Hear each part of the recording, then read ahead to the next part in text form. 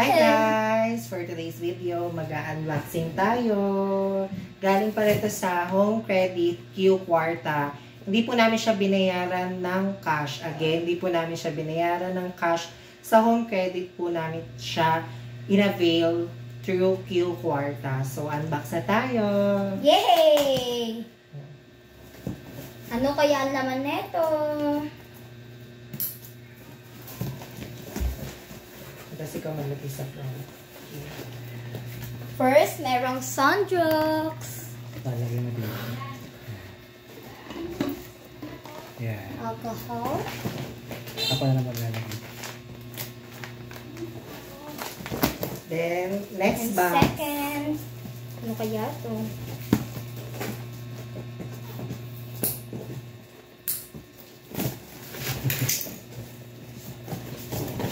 So, yan. Bumili kami ng tissue. Kasi dito namin nilalagay yung mga piniprito namin. And then And of wipes. course, wipes. And nag-avail din kami ng apple. Shala, diba? Apple.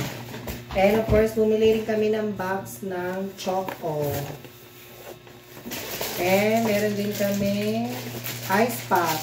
Dahil mahilig ang aming bunso.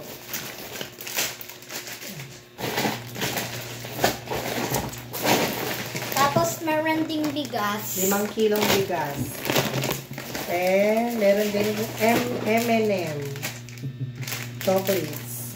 And of course, sibuyas, kamatis, Pechay. ampalaya, o diba, fruits and Noodles. vegetables para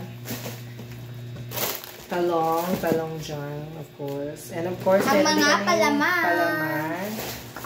And of course, biscuit, ansal. And last one is gatas para sa aming mother. Next naman, exciting part. Next, last box. Next, where's...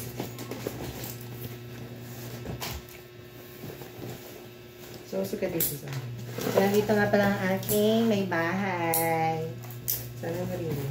So, merong malaking mga chichirya, piatos, tortillas, at tempura. Meron kaming movie marathon. And nag-avail din kami ng tinapay na nadurog sa loob ng karton. May another drinks, pambaon. Pambaon nga. And of course, wata plates. And pansit canton, baka naman. And fruities. Napapansin nyo maraming biskuit dahil pambaon yan sa araw-araw. Oh my God. Ano to? And bumili din kami ng Marinated chicken. and hot dog. Hindi mawawala ang bacon. Tsala, diba? And of course, ham. Okay. Oh.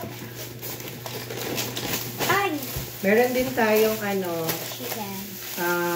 baboy. And coffee. Mahilig sila magkape. And of course, chicken. 2-piece chicken. Para happy. And another biscuit na naman. And nag-build kami ng toyo dahil parehas kami may toyo. And then chocolate Kit Kat. And of course, tiko, di ba? Diabetic talaga. Diabetes. And sugar and money. And then meron pala akong pinabili na dried mango. Thank you. And of course, sitaw. Wow. And meron kaming isda na bangus. Meron ding hipon. Bangus. And of course, parang galunggong. So, yun lang. Thank you sa